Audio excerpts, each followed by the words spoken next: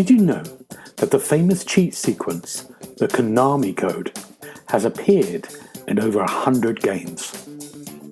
You're listening to the Xbox Hub Podcast, the official podcast of thexboxhub.com. For all the latest Xbox news, reviews, videos, and opinions, make sure you visit thexboxhub.com. But for now, settle down, get comfy, and open your ears for some podcast delights.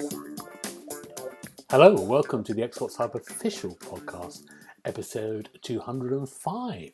My name is Gareth Broding. I'll be your host, and my virtual left is Mr. Darren Edwards. How you doing, Darren? Hello, good afternoon. I'm very well. How are you, Gareth? Very good, thank you. And on my virtual right is Mr. Richard Dobson. How you doing, Richard?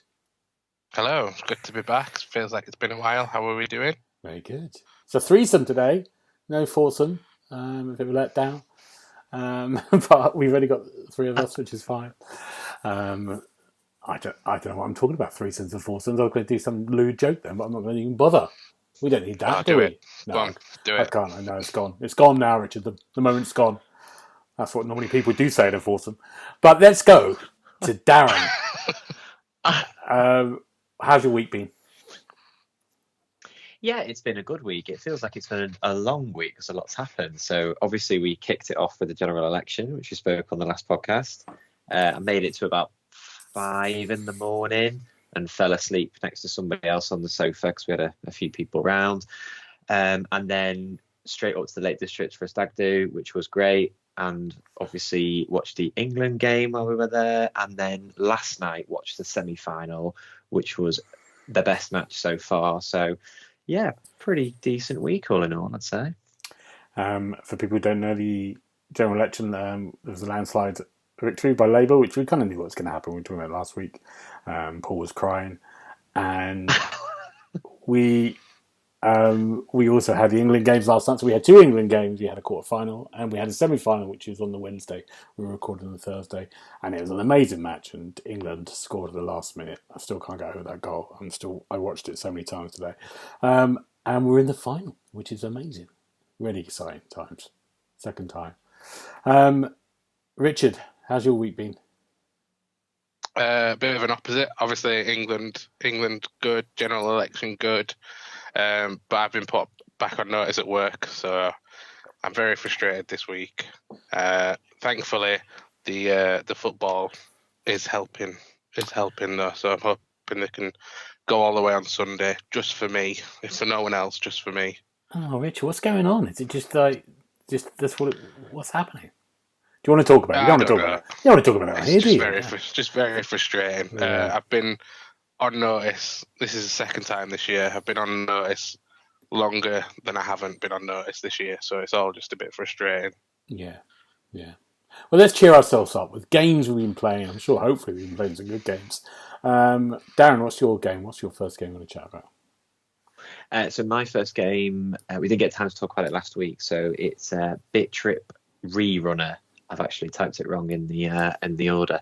So it's based on a game called Bit Trip Runner, which came out way back in the days of the Nintendo Wii, and they had an online service called WiiWare, which was in the infancy of digital gaming, and it was an indie platform essentially to allow those smaller games to catch an audience, and rather than going up against the big boys, and back in the days when it was all about physical releases and stuff. So essentially what it is you play as a character called Commander Video, who's like a old school retro sprite humanoid who runs through several 2D platforming levels, and you have to jump, slide, avoid enemies, do all sorts of different things. But as you do it and make each move, it hits a beat of the soundtrack as well.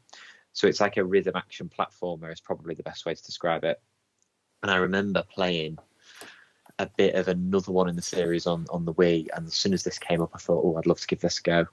So it's really, really good because it's got the original game remastered, but then it's got the original game in there as well, and then lots of extra levels and arts galleries and all sorts of different extras. So if you like rhythm action games and you like platformers, it's really, really well done. It looks brilliant. It's really psychedelic, colours everywhere, and great use of sound and a really catchy soundtrack as well. So there's loads of these games in the series. This is just one of them. So I'm hoping at some point in the future we'll see some of the others get brought up to date as well. It's kind of like a pixel game, pixel retro game. That's the style of the character, but the actual environments are more lush and shiny now. But there is a mode in the extras where it's all pixels, so it looks like it was released on the original Game Boy. So you can play a very, very old-fashioned version of it as well, the original, or this remaster, if you like.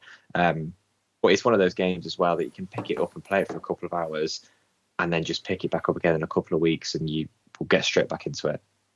Wow. Okay. Yeah. Good. What have you given it, Darren? Can you say?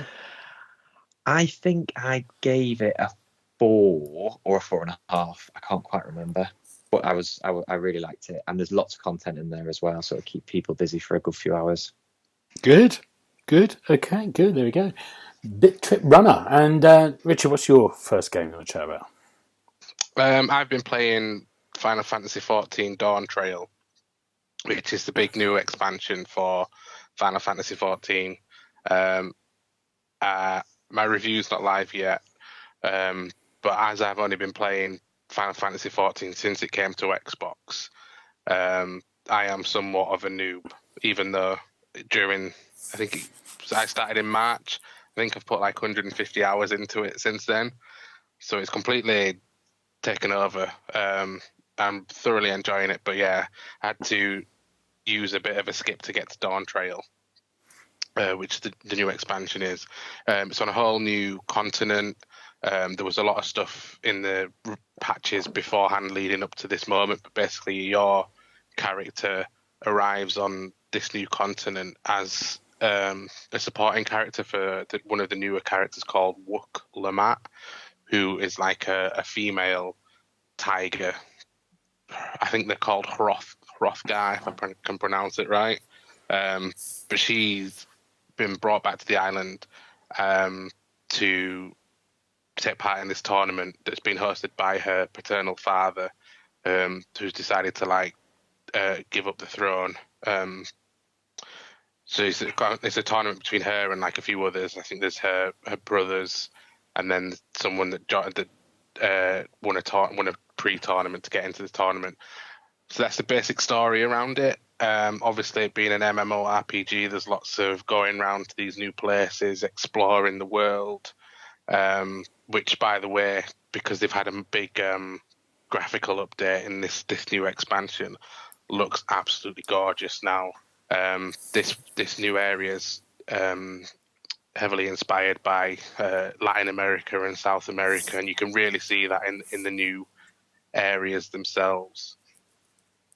So this tournament is happening, and she's going through all these new areas, but it's become quite a divisive expansion, because whilst I see this new character, this Wook Lamat, as like a bit of a lovable goofball, there's a lot of people that she's just become instantly grating on, because she is very much the main character of this new expansion, and your warrior of light that you've got to level 90 and have saved the world on multiple occasions and played hundreds and hundreds of hours with, is very much a supporting character in this, and it's sort of irked a lot of people.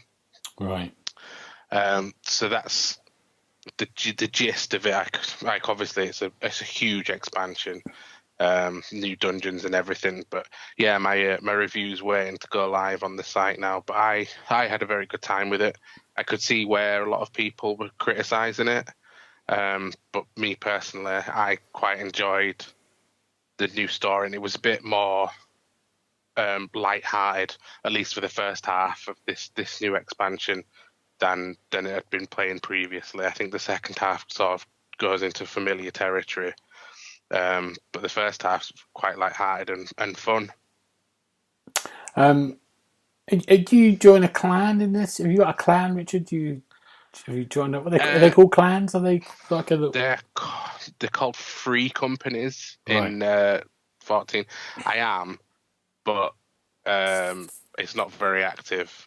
Right. From what I gathered on the chat and this Free Companies Discord.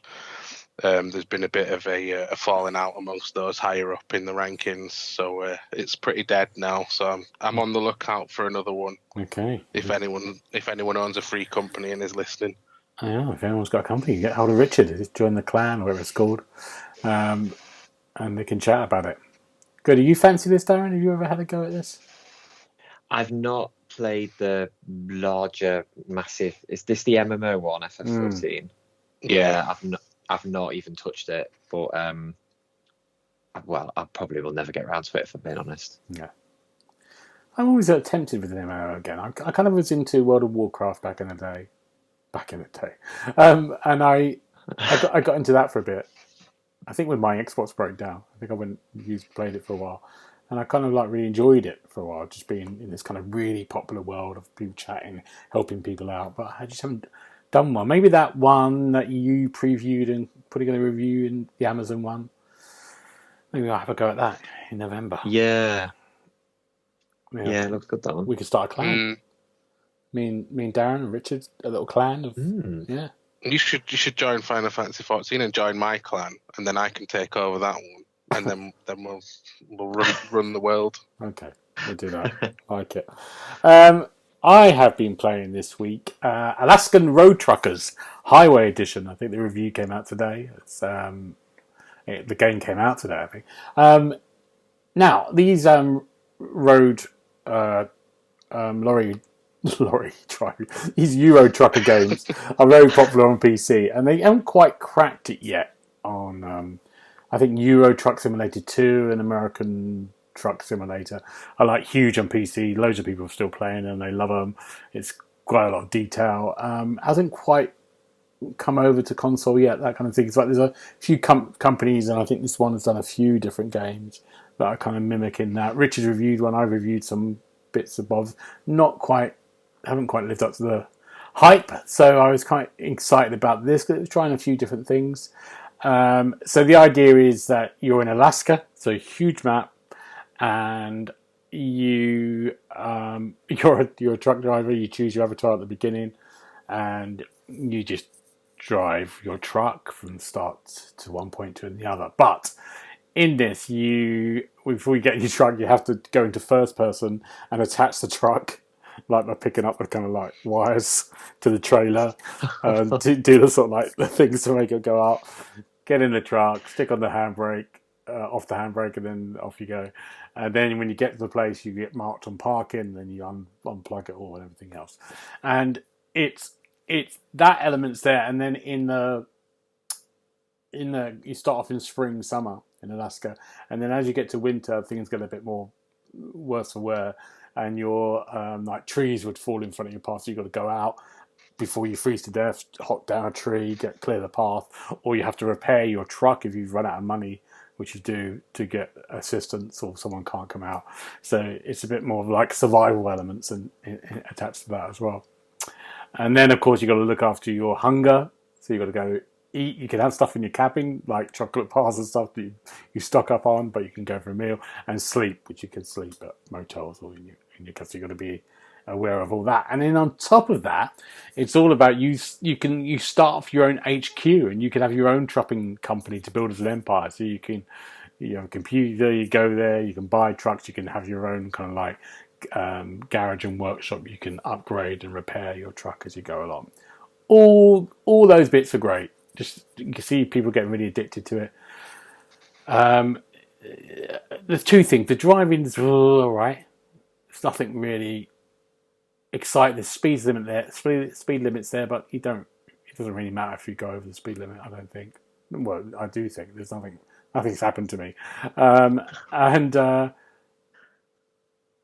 cornering's really hard, as you expect from a truck. It's a bit joyless, that, but also Alaska itself, it just doesn't look amazing. It looks a bit flat. Doesn't look, the lighting's a bit, it's not, it's fine.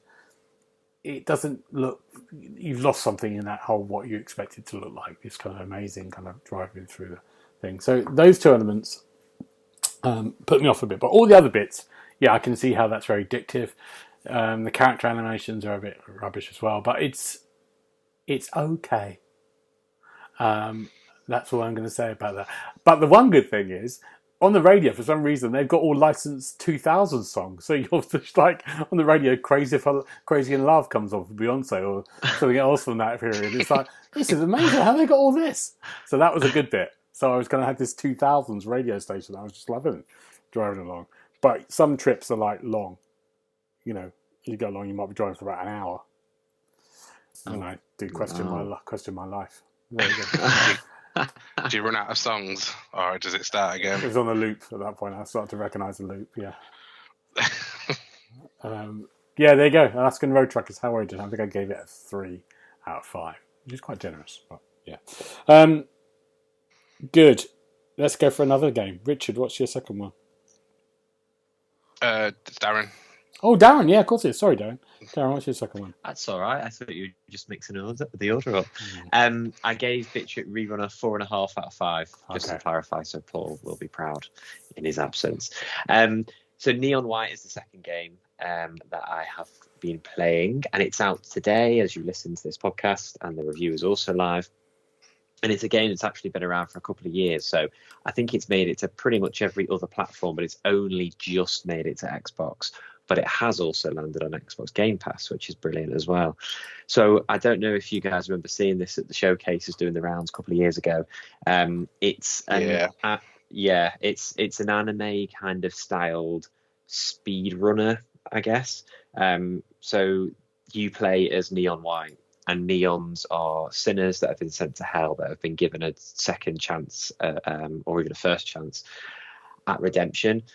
So they're brought up to heaven temporarily, and they compete in like a demon slaying contest, and then after I think it's 12 days, judgment is passed to see who wins and who gets to permanently keep their place in heaven. But the interesting thing is, as the characters start to interact, there's a past but they can't quite remember, or certainly Neon White can't remember. So that's the kind of narrative that drives it.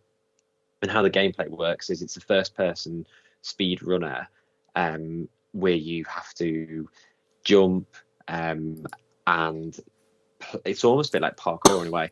And you can use some demons as they're like big balloon things that you can bounce up on to get higher up onto the platforms. You can do all sorts of different things. But what makes it different is there's a card system. So you pick up different playing cards, and they have 2 different abilities. So one is a standard firearm, so it might be a machine gun or a shotgun. But then the second gives you an additional ability. So it might be a double jump, or it might be a dash forward, or one's even like a really powerful ground pound that will take out any enemies and smash through special hatches anywhere in that kind of immediate area. And when you play, they're quite short stages, and each mission or chapter is around 10 on average. There's a couple of shorter ones, but 10 stages long, and you go from one to the other. And you can earn 1 of 4 medals when you get to the end. Bronze, silver, gold, and ace is almost like the platinum medal. But what I found really interesting is, say you only got silver, then you'd unlock a hint on a shortcut to help you get the best medal. And then also when you get to bronze or silver, it reveals the location of like a gift. And these gifts are a bit of a side quest. So if you collect them, you can give them to the other neons and then unlock like background dialogue, or you can unlock side missions and other things as well. So it's deeper than just speedrunning a string of stages. I found it really addictive, actually. And I remember the other day I kind of blinked and I've been on it for 4 hours, and I was really, really enjoying it. So the only thing that there's a couple of bits that I found a bit niggly, but nothing major. The jump input sometimes lag behind, so I'd end up kind of running off the edge and through the pearly gates and back down into hell. Or the story, it's a bit bloated, so there's a lot of kind of turning and throwing, and it kind of kills the pace a little bit. But the actual content of the story is quite interesting, it's quite intriguing, so on balance it works. But yeah, I really enjoyed it, and there's loads of, it sounds like it could be quite a short game, but on average I think it'll probably take about 10 hours or so to complete all the levels. There's just shy of 100, and then there's a handful of bonus levels that you can unlock as well, so give it a look. It's really good. Oh, good. That does look good. It does look quite interesting, and it's on Game Pass now, isn't it? when we were That's recording. right, yes, dropped today. Dropped today, okay, yeah. I might give that a go. 4.5 out of 5 again. Oh, look at you. I know. For the new Paul score. Good, Neon White. Richard, what's your second game? I'm going to do all these in one go because I've just reviewed them all back to back. But Garten of Banban 1 to 4 came out on Xbox a couple of weeks ago. The first one's free. Doesn't have any achievements. Those 2 and 3 are like £4, and the fourth one's £8. So these have come over from PC, and for anyone that's into the whole subgenre of mascot horror, will likely know about these already. I think Poppy Playtime was the big one that sort of, after Five Nights at Freddy, that blew up the whole mascot horror thing. And then in the space that Poppy's Playtime has released 3 games, this Garten of Banban have released 7 or 8. So the first 4 are now on Xbox. And the basic story is that you're a parent of a child that's gone missing in this orphanage. So you arrive at this orphanage to figure out what's gone on. Obviously, things aren't what they seem. And in the first chapter that can be completed in about 20 minutes, there's a giant bird that follows you around. There's one moment of jeopardy, really, where this bird might give you a bit of a jump scare, but unlike similar jump scares in Five Nights at Freddy's and other things like that, it's absolutely pants. It's really like laughable how unscary it is. But then they just get more and more weird from that point onwards. So like the second one introduces far more characters. I've just finished the review from the fourth one today, and that one involved a guy called Sheriff Toadster that's been given like a diet of Western films and crime dramas, and he's on this level of the orphanage that he looks after. He's a self-appointed sheriff, and he's protecting this queen who's called Queen Bouncilia. It's like a massive oversized kangaroo, but she has a court jester called Bitter's Giggle. And I'm telling all this, and this is honestly true, and it just sounds like a fever dream, but this is what I've played through today. This Bitter's Giggle is the court jester, but the sheriff has said, don't go near her to this jester, because all he wants to do is make the queen laugh. But the queen's got something in her kangaroo pouch where if she laughs, it will be released, and it won't be good for everyone. So this sheriff's trying to do a good job and protect us all from that. And it just gets weirder and weirder and weirder. The amount of characters and monsters that are in it is getting ridiculous. Like at one point in the second one of them pretended to be a school teacher and had me joining cliques of basketball wearing there were basketballs wearing sunglasses, bowling pins, and something else that I can't remember. She was asking me questions. Every time I got them wrong, she would run into my face and give me a jump scare. And yeah, I don't know what to think of them. They're unlike anything I've played. They're like, whereas I feel like with Poppy Playtime, which ironically is out on Xbox tomorrow, you have this real like well done, concise story. But I mean, it's just told over different chapters, but it doesn't bombard you with information. It sort of gives you the story and things like that. But this Garten of Banban, it's like they churn them out really quick. There's a lot of asset reuse. Some of the tasks that you have to do bear no resemblance to what is actually going on. Like one of them had me injecting one of the monsters with this thing, whilst also keeping the wall of buttons green, because every time those turned red, there was something else that was happening. And if I didn't juggle all these things in time, then obviously I would have got a jump scare. And it's just like getting you to jump through these hoops. But yeah, I'm invested now, and that's the worst thing about it, because I wouldn't say they're very good games, but also I do want to see it through to the conclusion. But I know that there's like 4 or 5 more still. Wow. And I'm just like, where is it going to go from here? I think you need therapy after this. Honestly, I'm not. That's not me. That's not what I've dreamt up. That's literally in the game. Wow. Rather you than us. That's all I can say. You wanted to review them. I don't know why I wanted to review them. I didn't. It's not what I thought they were going to be. Good. Oh, I skipped a bullet there. Good. Thank you, Richard. I'm going to do quick mention of two games. Fit My Cat. Neil's reviewed this, but I've been playing it as well. If you want a kind of like really lovely, easy thing, basically you've got cats and you fit them into a kind of square box in 99 different levels, like Tetris. So you have to kind of fit them all, rotate them, and it's quite relaxing. I really like that. It's a really simple game.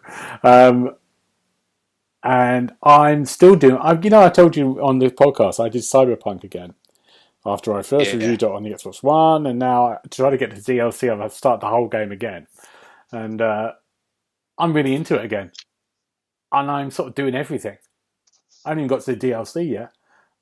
I've put in 20 hours, and I'm sort of like going, I'll do this, and I can't remember. I can remember the odd set piece. But I can't remember a lot of it. I think that I must have mainlined it to review it. That's pretty why the story, but the side quest. And again, just being in Night City, it's great at the moment. I'm really enjoying it. And it looks brilliant on there. Really good. I'm loving it. And I still haven't done the DLC yet. So I'll be on there for days, years. It's given me my game of the year from 4 years ago.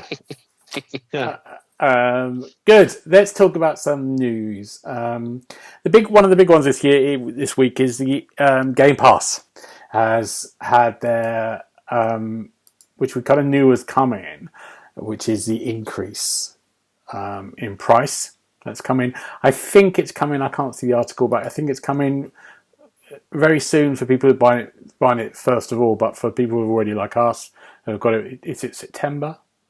The price increase is coming. I made this up. I can't see it for some reason. I haven't seen anything. I mean, everyone's saying that Xbox are confirming it, but I haven't seen anything actually from Xbox on it just yet. So, right, I'm waiting to see that. Yeah. So I think the rumor is that it's going to go up by $3. I can't see it. Can you see it? Anyone of you two from that article? No, I think it's gone a bit too low. It's been reported by the BBC as well, which is quite interesting. So I think the chances are it's definitely going to go ahead. But they're saying the Ultimate's going to go up by a couple of pounds, and PC Game Pass will go up by a couple of pounds as well. So and Core will go up annually by £6. So not the other £2 were monthly, so nothing massive. But as you said, Gareth, there's been rumours swirling for a while about this, which is interesting. And there's a rumour of a new tier that won't include day one releases, like a sort of lower tier Game Pass. That's a rumour. Yeah, that's the bit I think you'll probably talk about. Is it, Richard, that hasn't been confirmed? Yeah, because what have they got at the moment? They've got Core, which was a smaller subsection of games, but day one releases as well, I believe. And are they scrapping that and then creating a new tier? What do we think? What's your thoughts? I mean, just on the price increase. I mean, no one wants a price increase, but do you think it's fair enough, Richard? It's just one of those things, isn't it? I think the issue is because a lot of people are subscribed to a lot of things now with a lot of subscription services. It seems to be that price increases are happening all the time, but I don't think they are necessarily. Like, I can't remember I think the last Xbox one was a fair few years ago. It's just that it's a constant procession of, this service is doing a price increase, now this service is doing a price increase, and it is just all part of the cost, isn't it? Really, like anything is going to increase in price over time. It's just inevitable. Yep. My car insurance is up in a week, and I got a shock of my life when I saw the car. I knew it was going to happen, but yeah, it's gone up a lot. Yeah. What about you, Darren? What's your thoughts? Very similar. I think it's kind of inevitable, and especially with the Activision merger, there's a lot of games that we assume are going to go to Game Pass So we know how much money they spent on that, and we've all talked about how that's created redundancies or contributed to the creation of redundancies. And they've very much kind of doubled down on this is the strategy that we're going to take. We're not just going to rely on hardware sales. It's interesting though, isn't it? Because it's kind of echoing the way we consume, firstly music, then film and TV, and now games. Like there's no ownership if you sign up to these things, but you just have instant access. But like anybody who scrolls through Netflix for 2 hours trying to find something to watch, you're never going to make use of all of it. So I guess you've got to ask yourself, as the prices creep up, is it worth it still for you as a gamer, depending on what's on there? But I think it's interesting because I mean, I don't know if it's a rumor or confirmed at this point, but the idea that only Ultimate Tier will get day one releases feels a little bit sneaky after that showcase, because we've had, look at all these games that are coming on day one, and now it's like, oh, but by the time most of these are out, you're probably going to have to pay a little bit more, because now it's immediate. But as you say, September is only a couple of months away. So it's going to go up for everybody in a couple of months, regardless if you're new or existing. What have you both got? And the one... Oh, sorry. Go on, Richard. Sorry, just saying that they'll want it in there before Call of Duty goes on there as well, won't they? Exactly. Yes, I would say so. What have you both got? Have you got Ultimate or you got... I've got Ultimate, yeah. Richard? Yeah. Yeah, so yeah, yeah, okay, yeah, so we'll learn more soon. I think it's a bit risky. I don't know why I think it's risky. I think Xbox haven't had the best year, have they, in sales-wise? But, well, I don't know. But there's some great stuff coming out. And also, there's been good stuff in the last, Hellblade 2, the one I reviewed last month that I've forgotten the name of, from the Chinese room. And now we've got quite a few games coming out this month already, including next week, which is a big one. Still Wakes the Deep. Yeah, Still Wakes the Deep, which is really good. Yeah, so there's a lot there, and I think that's a really good point, Darren, about kind of just like looking at stuff and going like Netflix. So what do I watch? Even though there's loads of stuff on there, you're sort of scanning through. Yeah. On next one. I mean, I've got in my list of games I haven't finished yet. I mean, we review a lot of games, so that's what happens. Yeah. Okay. Let's move on. The rumor is that Modern Warfare 3, which was the one that came out in November, is going to come to Xbox Game Pass this month. I thought they were going to just release a whole lot of them. Maybe they're just going to do it stealthily. I think there's going to be a big drop because I heard that Crash Bandicoot Insane Trilogy was going on in the next few weeks as well. So I think this is going to be the first dump of Activision Blizzard stuff, our first proper dump of it anyway. But it'd be interesting to see if there's anything on there that isn't perhaps on Xbox at the moment. Right, yeah. Like some older classic games. Yeah. Or just stuff because they tend to do that with PC. Like I know that all the old Elder Scrolls and Fallouts are on PC in Game Pass anyway. Yeah. Yeah, good. Well, we'll have a go. It's not meant to be very good, that Modern Warfare 3. Who reviewed that? I thought you did. I didn't do this one this year. I don't think I did it. I think it might have been Carlos, Not Carlos. William. Carlos has been here for a long time. William. Wow. Oh, wow. Okay, let's move on. Let's talk about some good things. We know. I kind of shared a video, and maybe we could do a link to it on the site. Darren, you're doing the article, even though it's to someone else. There's a game called Black State. Did you ever look at that little video? Next Gen Adventure, little kind of indie company. Yeah, I'd heard about this. Yeah, and it's worth a watch on the video just to see how they use it on Unreal Engine 5. Now, we've had glimpses of Unreal Engine 5, and of course Hellblade 2 used it, and it's spectacular, and it does, one of the big things I was talking about in the review, how games are going to, you're starting to get now these games, how we thought games would look, and this is a really good indicator of like, oh my God, it kind of this sort of third-person adventure just looks amazing. Did you have any of you had a quick look? No. I've just had a quick flick through the screenshots there, and it does look very impressive. I think there's a picture of him outside an old-looking door, and then he's into a subway train. Yeah. And I'm expecting it to be that kind of surrealism that Metal Gear Solid is known for, but quite trippy as well. Yeah. And it just looked that kind of detail in the kind of like in the engine. It's just like, wow. Yeah. Yeah. Good. Roller coaster. What's the one? Planet Coaster 2 coming out. When's that coming out, Richard? That got announced just now, I think. But it's due out towards the end of this year. I think they've put fall. But it's coming to Xbox as well straight away. I think previously it was PC only. And then we got the console edition a couple of years later, but it seems to be all in one at the same time. Wow. I'm excited about this. Yeah, I mean, I enjoyed the first one because I think that came on to Game Pass when the Series X, on the day the Series X came out as well. So I was playing it quite a bit as well because it was kind of reminding me of Viva Pinata when that launched on the Xbox 360 and just how colourful it was. And, you know, you're just seeing like the next generation. So it kind of reminded me a bit of that as well. But yeah, it was very good. This one seems to be focusing on water parks as well, which arguably you don't really see that much of. You get like the odd one or two water rides, but to focus on water parks is a good idea, I think. Yeah. Yes, it is. I don't know why I was saying yes with enthusiasm. I've got no idea. Yes, finally. Finally, Waterfall.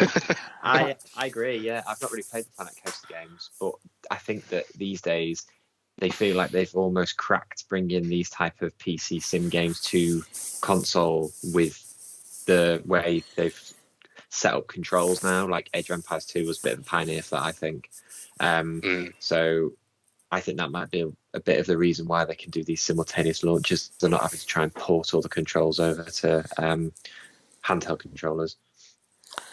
Good. Well, we'll find out about that in the fall. Now, we're in the second half of the year, and we did a sort of like a little kind of recap of our favourite games of the first half of the year from the article. So I thought it might be a good idea to maybe, we're starting to get an idea of basically what happens to the end of the year game release wise. There's a few gaps in there and there's a few dates not confirmed, but I was just thinking, let us maybe have 3 games each that we want to talk about that we're really excited about to the end of the year. Let's start with Darren. Darren, what's your first one? So my first one is carrying on from the theme we've just been discussing, really, is Age of Mythology Retold. So this popped up at the Xbox Showcase this year, and it's coming out at the end of August. And I don't know if it's been confirmed, but I'm pretty sure it'll be on Game Pass. So this is I guess it was a spin-off back in the day of the original Age of Empires, which was the kind of medieval real-time strategy game, but this is set in the world of, you know, gods and myths and monsters, and the gameplay just looks incredible, and you've got some of the huge kind of mythological creatures stomping around and smashing up these towns. So I can't remember what they called them, whether it was deities or something, I can't remember, but I just have fun memories of that game. And then they are going to put in support with a couple of expansions, so I'm sure Richard can back me up. The amount of expansions and content in Age of Empires 2 Definitive Edition on the Xbox is insane. There's days and days and weeks worth of gameplay. So I'm hoping for sort of similar commitment with this one as well. I think they're still bringing stuff out as well for it. So I'm just mad, absolutely mad. It is coming to Game Pass on September the 4th. Just checking that, so that's quite exciting. Now, who's the guy who made Fable? Peter Molyneux. Peter Molyneux. Didn't he have The Liar. He did Goddess or something?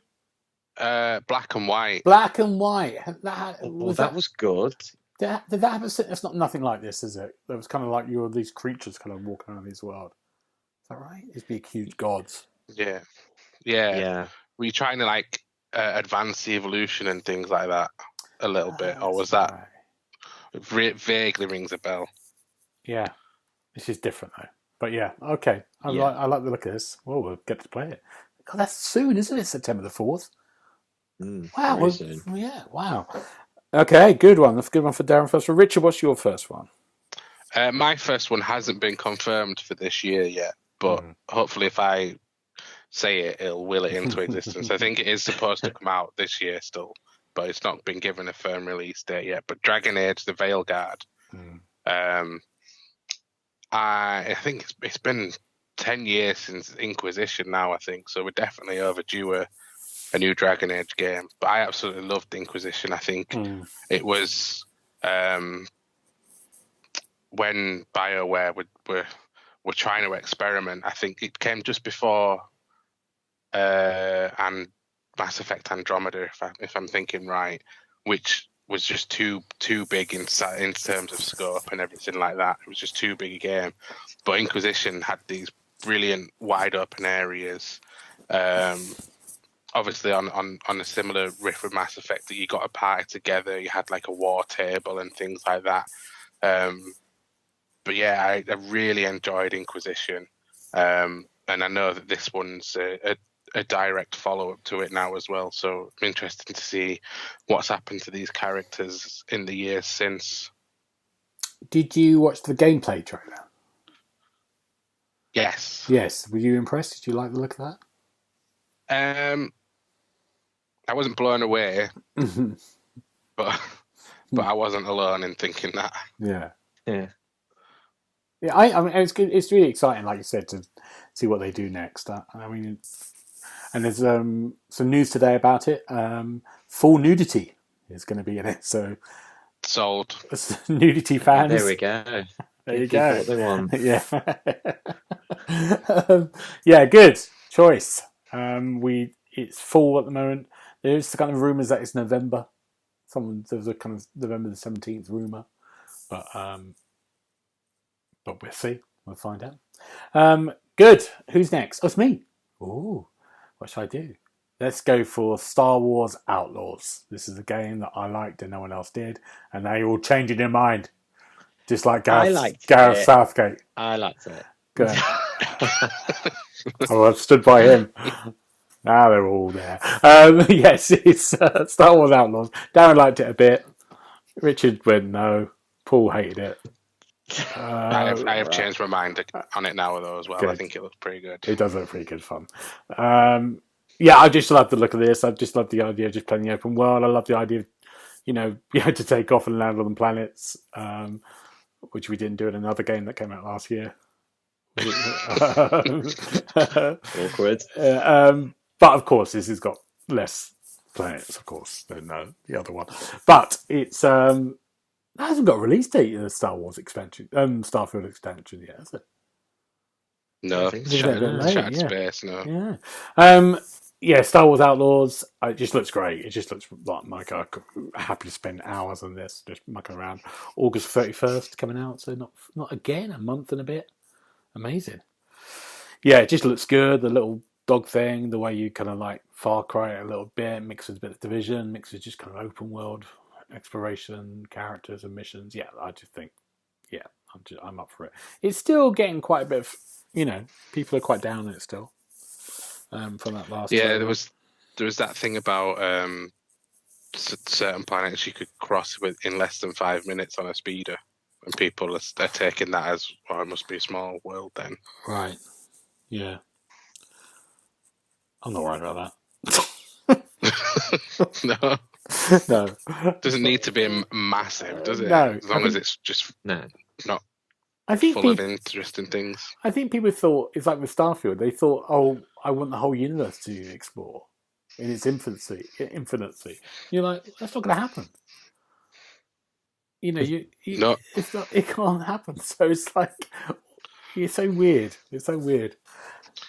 No Man's Sky spoiled us. He did spoil us. God, it's a good game. Where's No Man's Sky? When's that coming out? The sequel to that? That's what I want to know.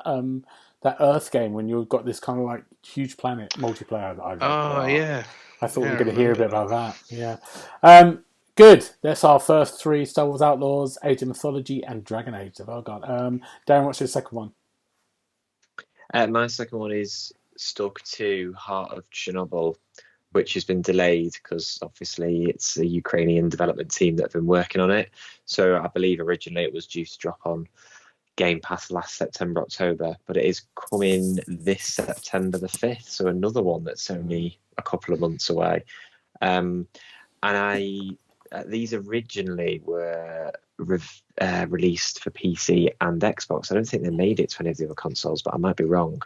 But it's another game that's making use of Unreal Engine 5, which is exciting.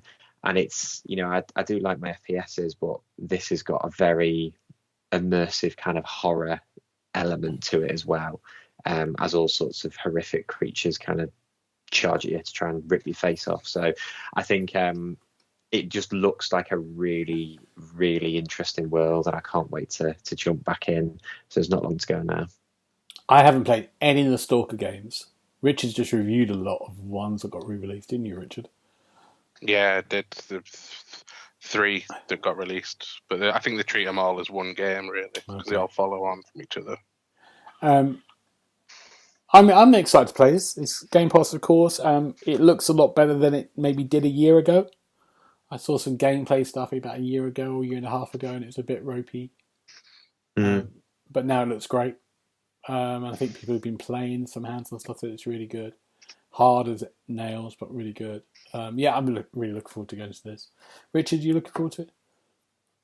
Yeah, after having played the other ones, they have very tricky FPSs though. But if you can get the atmosphere right, like even the first 3 were very atmospheric. If you can get that right, it's going to be a special game. It must be an easy level for me. Story mode.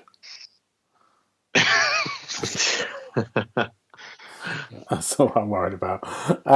Good. That's a really good choice.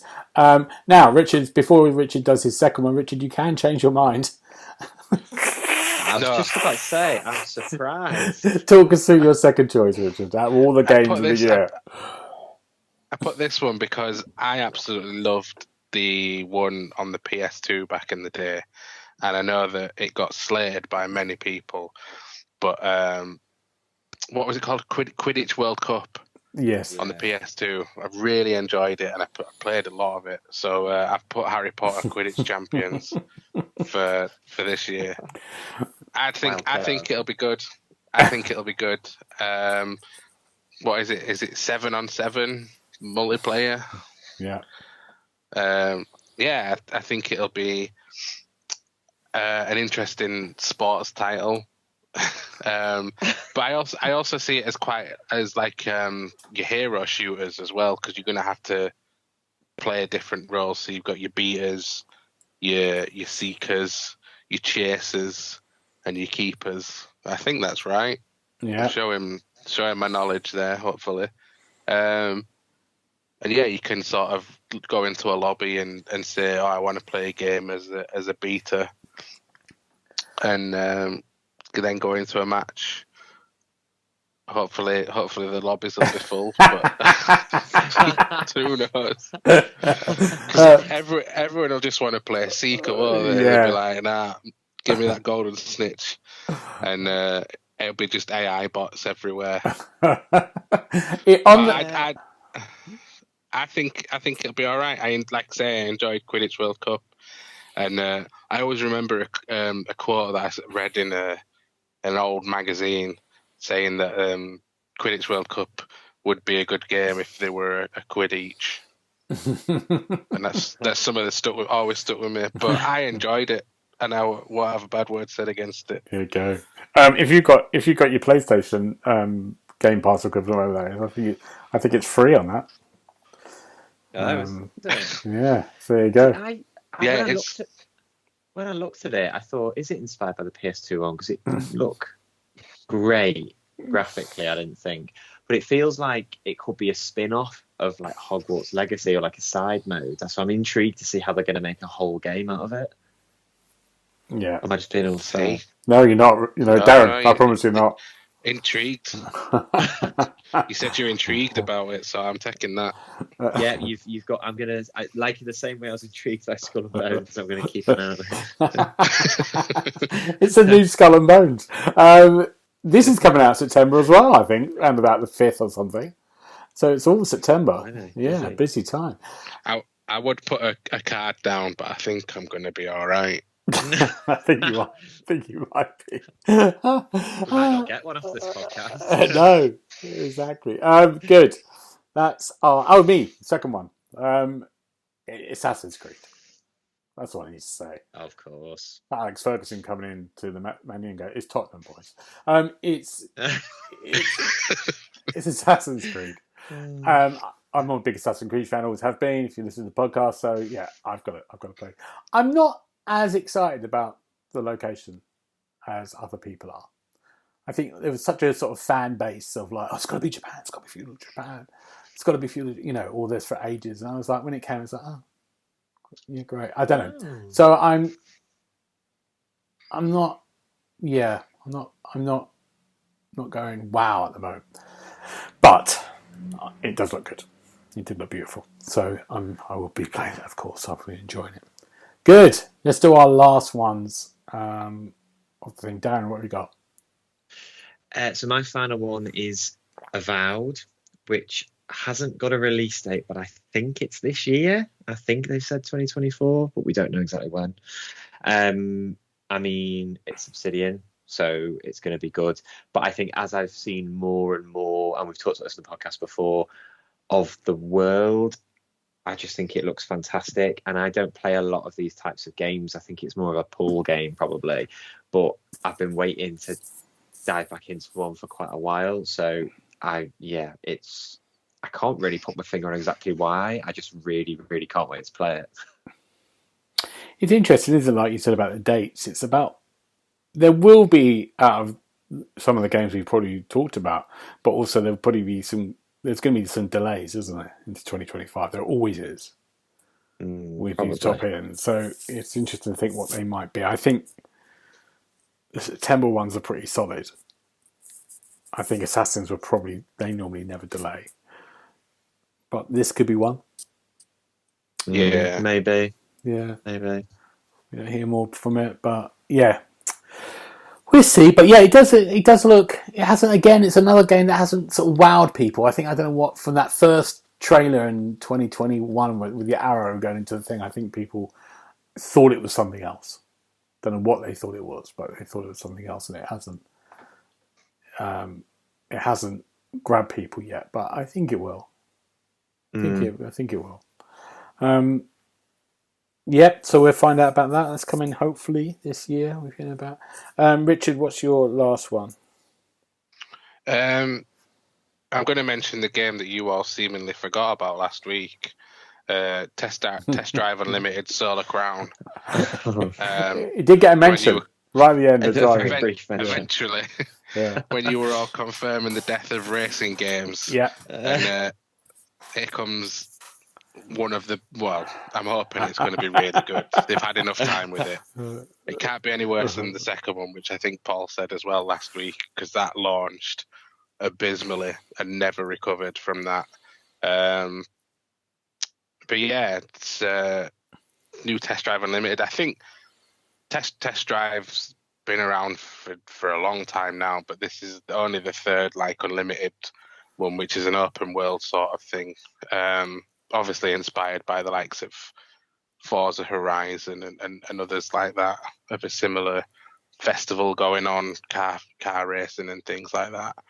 But I even wrote about Test Drive Unlimited 2 for the site when it was the anniversary, and it was just the game that I'd perhaps looked forward to more than any other, because I'd just seen how you could drive all these cars around Ibiza and Hawaii, and then there was this massive casino that you could also go in, and it just looked absolutely brilliant. But it was the game that also taught me a valuable lesson to not look forward to things, because you'll only be disappointed. But I just hope that this one rights those wrongs. So it's not even I'm looking forward to it. I am quite looking forward to it, but I also hope that for the sake of Test Drive Unlimited, it's able to right those wrongs, really. Because, it could be the final nail in the coffin if it doesn't. Yeah. I mean, I think you're right. I think it's something really interesting because it was the game before Forza Horizon. It did the things that Forza Horizon took. I remember the first one. The idea that you could kind of drive around and anyone could pull up next to you and challenge you to a race, multiplayer-wise. That was amazing at the time. It was on the 360, wasn't it, first of all? Yeah, it was. I remember. And I found that kind of astonishing. That at that time of going, oh my god, this is great. You can just, it's an open world multiplayer arena really, and you had showrooms, didn't you, as well, that you could. Houses? Did you have houses you could buy? Maybe I'm making that up. Oh, I can't remember now. I remember the showrooms. You could go and visit showrooms and see the cars. Yeah. In first person, and then you could go and this might be the second one, but you could go to fashion stores and things like that. Yeah. It was just something a bit different. Yeah. Absolutely. This is getting delayed. Right, we're going to be September. I think it's September again. Mid-September release date for that one. Blimey. So we'll wait and see. And the last one, really quickly, for me is Indiana Jones. I haven't got release date. There's rumours of it being December, but it's still saying it's 2024. I think we're all pretty looking forward to this in our hearts, aren't we? Darren, you probably are as well. Richard? Yeah. Big time. I think we're all going to have a bit of fun with this. So it just looks, I'm just getting more, it'd just be a good Christmas game, wouldn't it? I really want to play it. I was going to say exactly the same. Yeah. I think like the film, December would fit it perfectly if they get it out this year. Yeah, amazing. Yeah, it's good. And we missed loads, of course. Let us know what you think your highlight of the second half of the year would be. I think that's it, gentlemen. And what we're looking forward to next week. Darren? Well, it's the sport continues. So obviously it's the Euros final on Sunday, and I am kind of dipping in and out of Wimbledon when I can find time as well. So enjoying that at the minute. So lots of sport to be watched. Good. What about you, Richard? Obviously the football. Laura's going to Barcelona on Monday, so I'm off up to my dad's lodge in Lebanon for a couple of days. I'm still going to be working, but I'm just going for a change of scenery, so I'm quite looking forward to a bit of time to myself. Oh, nice. Good.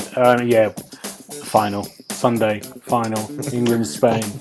Well, I'll be crying next time or unbelievable if we get through that, but yeah. Good, gentlemen. Thank you so much. And we'll see you next time. Bye-bye. Bye-bye. You've been listening to the official podcast of TheXboxHub.com. You'll be able to find all the notes of this show at www.thexboxhub.com/podcast. You can also check out our social feeds on Instagram and Twitter at The Xbox Hub, and search for The Xbox Hub on Facebook.